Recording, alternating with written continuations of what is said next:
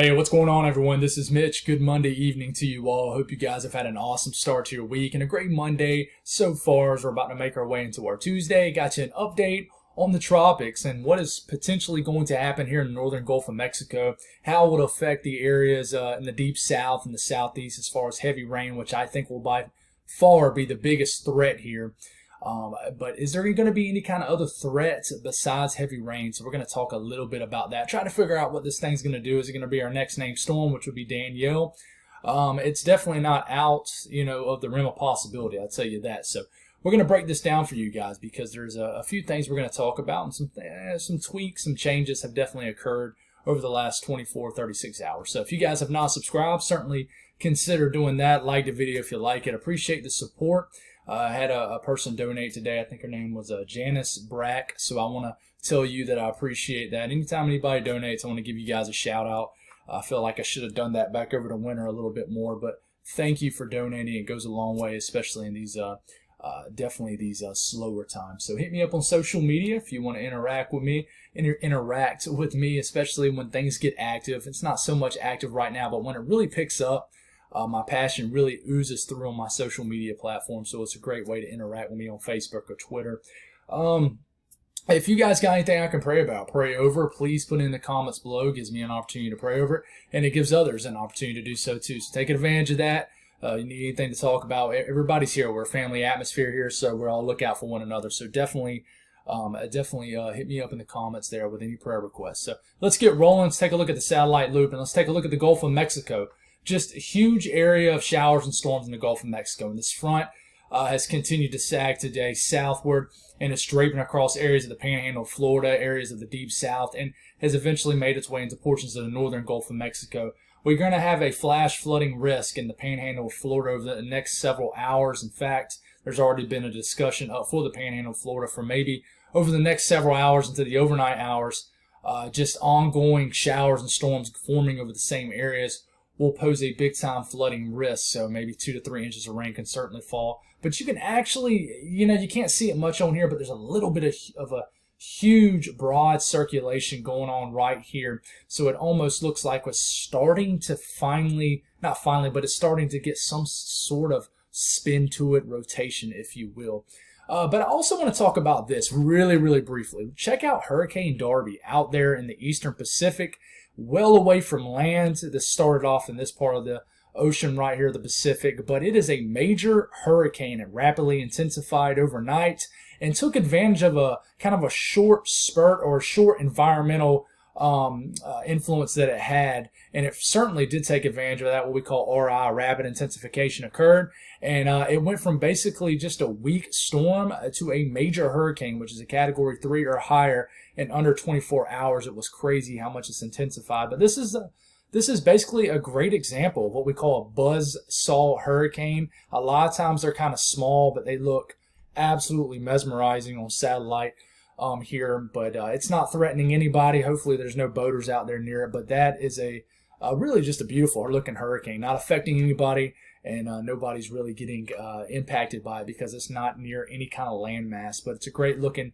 hurricane out there just doing its thing, not bothering anybody, heading towards Hawaii, but expected to really fall apart before it gets to Hawaii. Believe it or not, you think of Hawaii, a tropical paradise, but when it comes to tropical systems, a lot of times there's a lot of cold water, right on kind of the northern end, the northern side of the Hawaiian Islands, and sometimes around it also. And the cold waters can actually help to limit any kind of ongoing tropical development. So a lot of times, unless these tropical systems approach from the south end of the Hawaiian Islands, like we saw back in the early 90s with that system that hit, can't think of the name right now, but anyways, if they're approaching kind of directly from the east, a lot of times they fall apart. That's why you don't never see or hear about major landfalling tropical systems in Hawaii very often. But anyways, latest update per the National Hurricane Center. Now I will mention another update will come out in probably the next 20 or 30 minutes, but this might get upgraded to an orange, which is a moderate risk, a moderate chance of development here.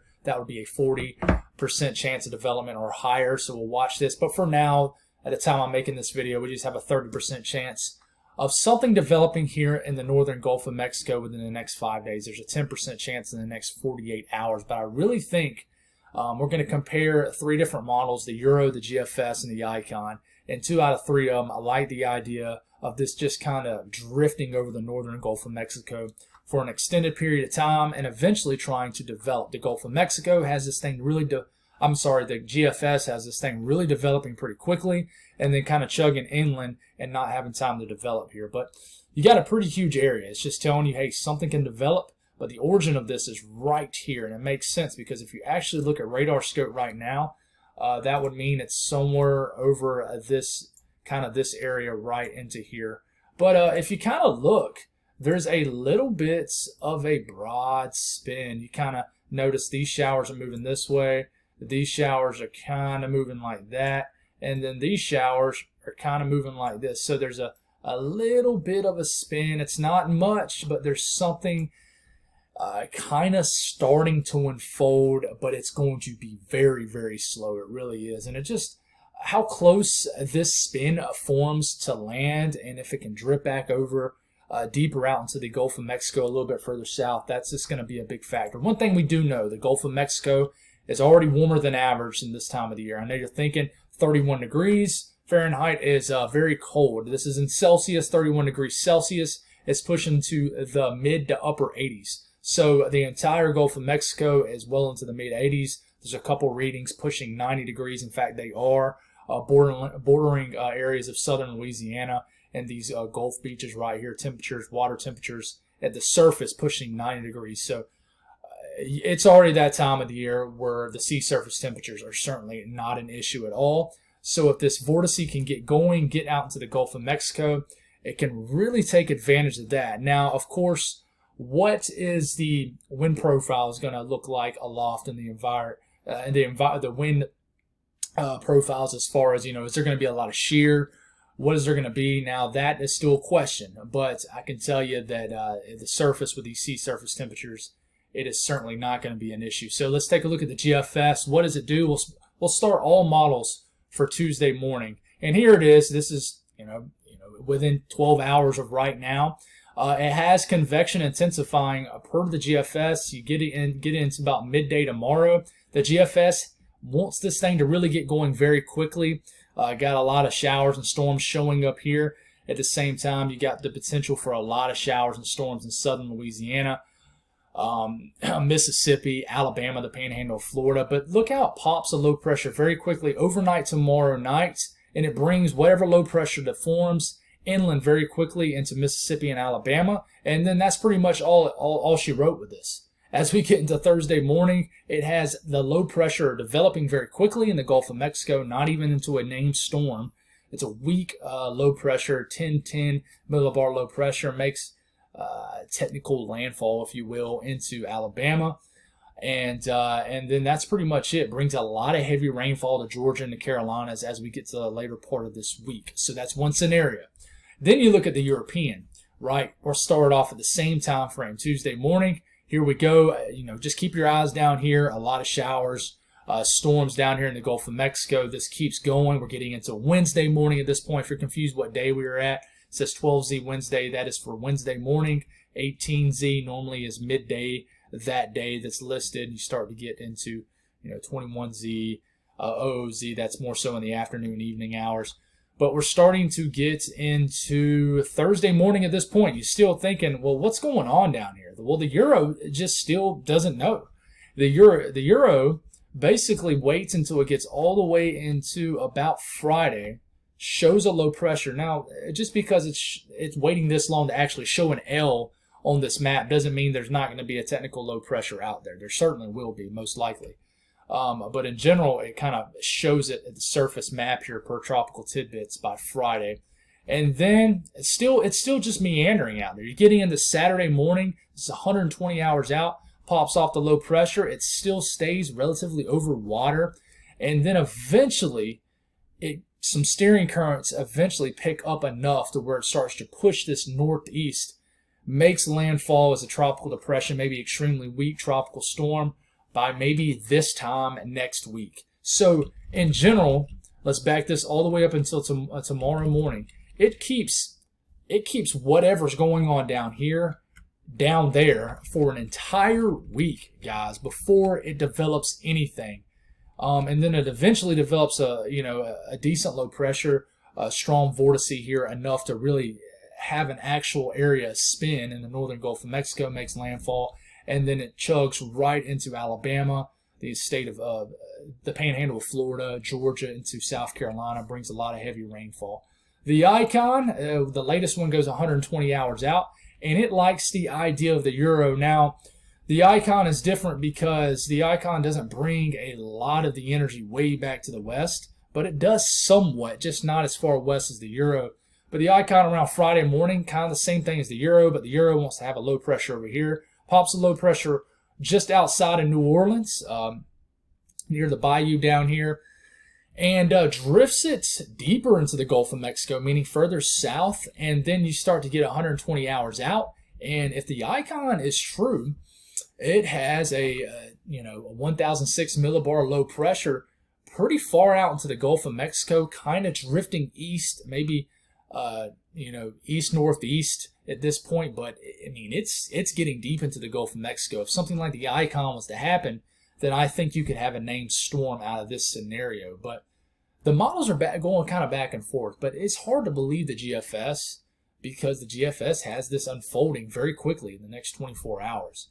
But in general, I say all that to say this.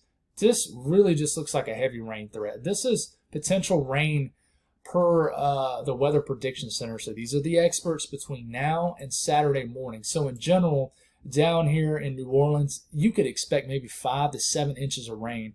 Up Baton Rouge, 3 to 5 inches of rain. Mobile, Alabama, southern areas of Mississippi, anywhere from 4 to as much as 8 inches of rain. Because, even if this does not get going down here, the tropical moisture is just going to be refiring up over the same areas. You're just going to have ongoing tropical downpours. Western areas of the Panhandle of Florida, this might get close to Tallahassee, maybe 3 to 5 inches of rain. But the further west you get in the Panhandle of Florida, even more rain. Southern Alabama, you guys could pick up 2 to 5 inches of rain. It's just give or take. And then you start to get into Georgia, the Carolinas, and I think this tropical moisture, per the latest model guidance, because I think all models are now liking the idea of this no longer going west, but eventually whatever forms in the Gulf is probably going to get picked up by some steering currents and head northeast across Georgia and the Carolinas. So this is rainfall potential between now and Saturday morning. Atlanta, maybe 1 to 3 inches of rain, certainly possible. Macon, Georgia, same kind of thing, maybe 2 to 3 inches of rain. Down to Columbia, same deal. And maybe more rain for the Carolinas. But Virginia is a question mark here. But this tropical disturbance could roll right through Georgia and the Carolinas as we get into this weekend. We have to watch that, especially if it's a stronger system. Sometimes they can bring a severe weather threat, but it's a big question here. Things can unfold and change very quickly, especially if you look at the GFS. It's a wild card right now, but you can't totally discount it. As far as steering currents at 500 millibars here, it shows the vortex here. And I'm just going to look at basically the Euro. And we're getting through this week. We're getting into Thursday morning. The steering currents are very weak, and but here's the vortex right here. The little bit of a spin down here, almost all the way into the northwestern portion of the Gulf of Mexico. Eventually, steering currents pick up right into this area. Maybe a little bit of an upper level low kind of comes in and yanks this northeast and pulls whatever vortex kind of forms in this area, what kind of low pressure forms, and it yanks it right here, yanks it northeast and pulls it over the southeast, bringing some heavy rain. So we got to see what happens with this and try to figure it out. We really need to figure it out, because honestly, it makes it much more easier to talk about when you actually kind of dial in and figure this out. But it's very everywhere right now as far as what's going to happen. But in general, I do think we're going to see a pretty gnarly spin in the northern Gulf of Mexico this week, especially later this week, and we could have our next named storm. In fact, if you were to tell me yay or nay on it, I would lean towards a named storm. It's just a gut feeling I got, especially seeing how Colin formed. So we'll see what happens. It's very interesting. I think the biggest wild card is land interaction. How close does this vortice form to land? How much does it drift south a little bit deeper out into the Gulf of Mexico? That's a big question, because if it doesn't, it's just going to interact with land, and it's just going to never really develop into a strengthening low pressure. So that's all I got, guys. Thank you all for tuning in, and I'll have you an update in the morning. There will be a severe weather threat in the Northeast tomorrow, so I'll have you an update on that. God bless y'all, and have a great night.